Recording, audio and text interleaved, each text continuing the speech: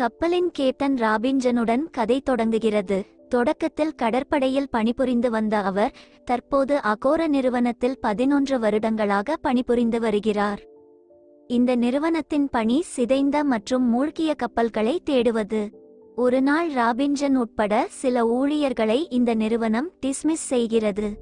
இந்த 11 ஆண்டுகளில் அவர் தனது மனைவி மற்றும் மகனிடமிருந்து பிரிக்கப்பட்டதால் ராபின்ஜன் மனச்சோர்வடைந்துள்ளார். ராபின்ஜன் நிறுவனத்தில் குர்ஸ்டன் என்ற நண்பரும் இருக்கிறார். ஒரு பட்டியில் கர்ஸ்டன் அவர்களுக்கு ஒரு ரகசியத்தை வெளிப்படுத்துகிறார். கருங்கடல் 5 நாடுகளால் சூழப்பட்டுள்ளது மற்றும் அதன் ஆழம் 200 மீட்டர் என்று பிளாட் செய்ததை வெளிப்படுத்துகிறது. 1941இல் ஹிட்லரின் இராணுவம் முற்றிலும் அழிக்கப்பட்டது. ரஷ்யா இன்னும் போர் அச்சுறுத்தல்களில் இருந்து பாதுகாப்பாக இருந்தது. ஆனால் ஜெர்மனியின் தாக்குதலால் ரஷ்யாவுக்கு அச்சம் இருந்தது. அதை பயன்படுத்திக் கொண்ட ஹிட்லர் ரஷ்யாவிடமிருந்து 2 டன் தங்கத்தை கடனாக வாங்கினார்.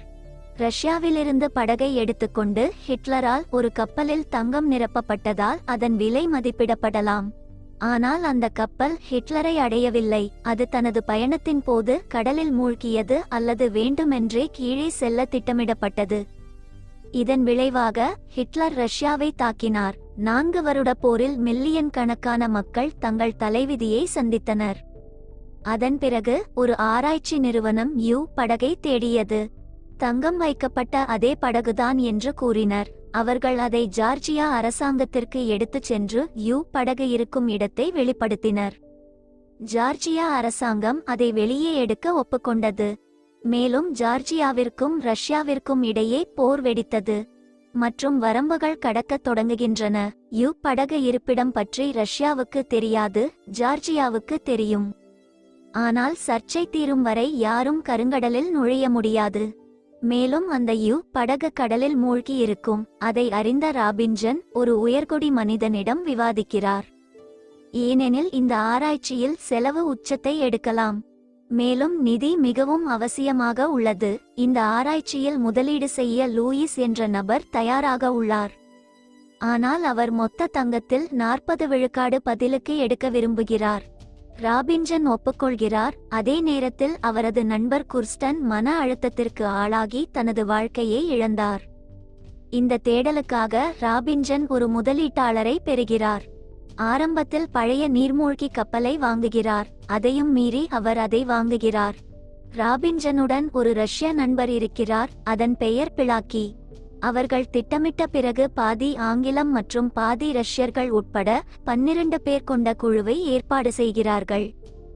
ராபின்ஜன் ரஷ்ய நீர்மூழ்கி கப்பலை எடுத்ததால் ரஷ்யனை தேர்ந்தெடுக்கிறார்.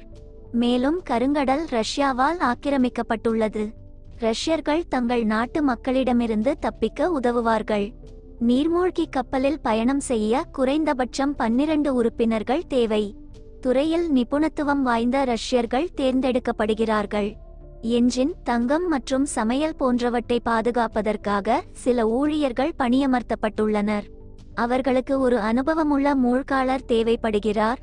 எனவே அவர்கள் ஒரு உற்சாகமான மற்றும் நிபுணத்துவம் வாய்ந்த மூழ்காளர் குளிர்சாதன பெட்டியை வேலைக்கு அமர்த்துகிறார்கள். குழு மற்றும் நீர்மூழ்கி கப்பலை ஏற்பாடு செய்த பிறகு அவர்கள் கடலில் பயணம் செய்கிறார்கள்.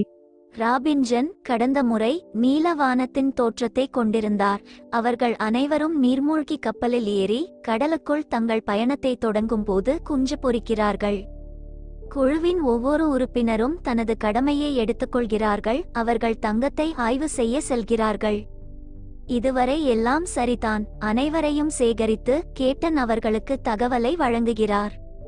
மீதமுள்ள 60 விழுக்காடு தங்கத்தில் அனைவருக்கும் சமமான பங்கு வழங்கப்படும் என்று அவர் தங்கத்தை குறிப்பிடுகிறார்.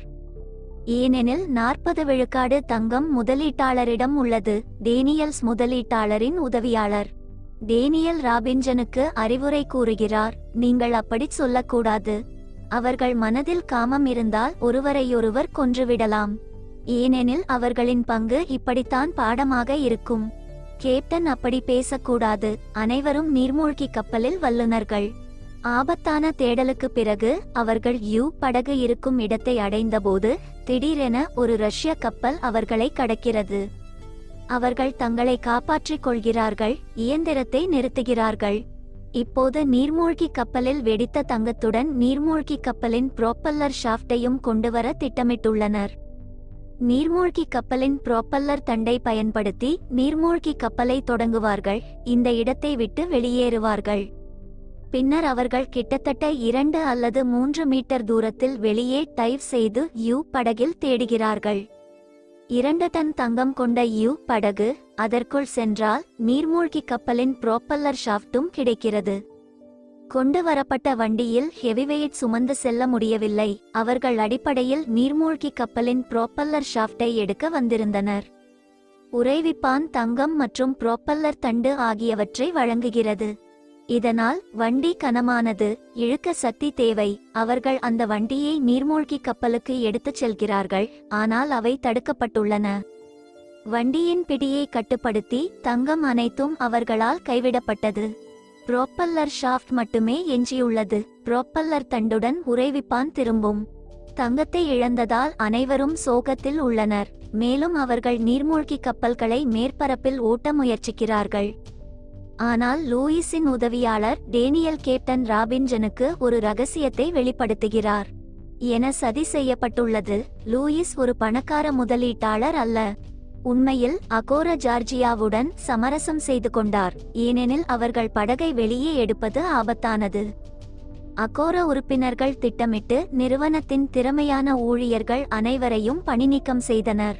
மேலும் கட்டாயப்படுத்தப்பட்டதால் நீங்கள் அனைவரும் இந்த நிறுவனத்திடமிருந்து பழிவாங்கவும் பணத்தையும் எடுக்க தயாராகிவிட்டீர்கள். நீங்கள் பயிற்சியாளராக ஒப்புக்கொள்ளும் வகையில் அகோரா கர்ஸ்டனுக்கு $30,000 கொடுத்தார். மேலும் நீங்கள் எளிதில் சிக்கிக் கொள்கிறீர்கள். நீங்கள் மேற்பரப்பில் செல்லும் போது தங்கத்தை எடுத்துக்கொண்டு அகோரா உங்களிடமிருந்து தங்கத்தை எடுத்துக்கொள்ளலாம், உங்கள் அனைவரையும் கைது செய்யலாம். அதை கேட்ட ராபின்சன் கோபமடைந்தார். மேலும் நிறுவனம் தனது மனிதாபிமானமற்ற பக்கத்தை காட்டக்கூடும் என்று அவரும் நினைக்கிறார். கைவிடப்பட்ட தங்கத்தை மீண்டும் பெற முடியாது, இல்லையெனில் அதிக தங்கமும் இருந்தது. நீர்மூழ்கி கப்பலுக்கு 3 டன் தங்கத்தை கொண்டு வருகிறார்கள். அது அவர்களின் எண்ணங்களுக்கு அப்பாற்பட்டது. அவர்கள் இனி லூயிஸுக்கு நிறுவனத்தின் 40 விழுக்காடு கொடுக்க மாட்டார்கள். அவர்கள் எல்லா தங்கத்திற்கும் சொந்தக்காரர்கள். ஒவ்வொருவரும் 82 மில்லியனை பெறுவார்கள், ஏனென்றால் 8 பேர் எஞ்சியிருக்கிறார்கள். அவர்கள் அதை வெளியே எடுத்தால் அகோராவை தவிர்ப்பதற்காக அவர்கள் இப்போது இருக்கும் இடத்தை தாண்டிச் செல்வார்கள். தங்கத்தை எடுத்துக்கொண்டு நீர்மூழ்கி கப்பலின் புரோப்பல்லர் ஷாஃப்டை இயக்குகிறார்கள். அதன் செயல்பாடு குறித்து அவர்களுக்கு சந்தேகம் உள்ளது. ஒன்று தாங்கள் இங்கிருந்து விடுவிக்கப்படுவார்கள் அல்லது இறப்பிற்காக இங்கு நிரந்தரமாக சிக்கிக்கொள்வார்கள் என்று நினைக்கிறார்கள். அவர்கள் நீர்மூழ்கி கப்பலின் இயந்திரத்தை தொடங்குகிறார்கள். அது வேலை செய்ய தொடங்குகிறது. அவர்கள் தங்கள் எதிர்காலத்தை உயர்ந்த அந்தஸ்து மற்றும் வாய்ப்புகளுடன் கற்பனை செய்து உற்சாகமாக இருக்கிறார்கள். தூரத்தில் நகர்ந்து நீர்மூழ்கி கப்பல்களை எச்சரித்து நிறுத்தச் சொல்லும் உதவியாளர்களின் மூலம் அவர்கள் ஏதோ தெரிந்து கொள்கிறார்கள். அவர்கள் அதன் வேலையை நிறுத்த முயற்சிக்கிறார்கள் மற்றும் அரிதாகவே நிறுத்துகிறார்கள். போர்ட்டோலன் விளக்கப்படத்தில் ஏதோ தவறு உள்ளது, எனவே நீர்மூழ்கி கப்பல் பாறைகளில் சிக்கியது. அவர்கள் 40 மீட்டர் கடந்து இந்த பாறைகளை கடக்க முடியும். உதவியாளர்களின் உதவியை பெற்று அவர்கள் பாறைகளிலிருந்து விடுபட முயற்சிக்கின்றனர். திடீரென நீர்மூழ்கி கப்பலில் ஏதோ ஒரு வெடிப்பு ஏற்பட்டது மற்றும் நீர்மூழ்கி கப்பல் கடலில் மூழ்கியது. அது துளையிடப்பட்டுள்ளது. இதன் விளைவாக அது தண்ணீர் கட்டத் தொடங்கியது. அவர்கள் தண்ணீர் ஓட்டத்தை பராமரிக்க முயற்சி செய்கிறார்கள், ஆனால் அது அர்த்தமற்றது. ராபின்சன் மற்றும் அவரது 2 தோழர்களைத் தவிர இந்த பேரழிவில் யாரோ ஒருவர் எப்போதும் தனது உயிரை இழந்துள்ளனர். ராபின்சன் தனது துணைகளின் உயிரை காப்பாற்றுகிறார், ஆனால் தானே இறந்துவிடுகிறார். ஏனென்றால் நீர்மூழ்கி கப்பலை கட்டுப்படுத்த ஒரு நபர் பொருத்தப்பட்டிருந்தார், அதே நேரத்தில் இருவரையும் காப்பாற்றினார். அவர் கடலில் நீர்மூழ்கி கப்பலுடன் தனியாக இருக்கிறார். ஒருவேளை என்றென்றும் இந்த கருங்கடல் கதை உங்களுக்கு பிடிக்குமா? தயவு செய்து எங்களிடம் கூறுங்கள்.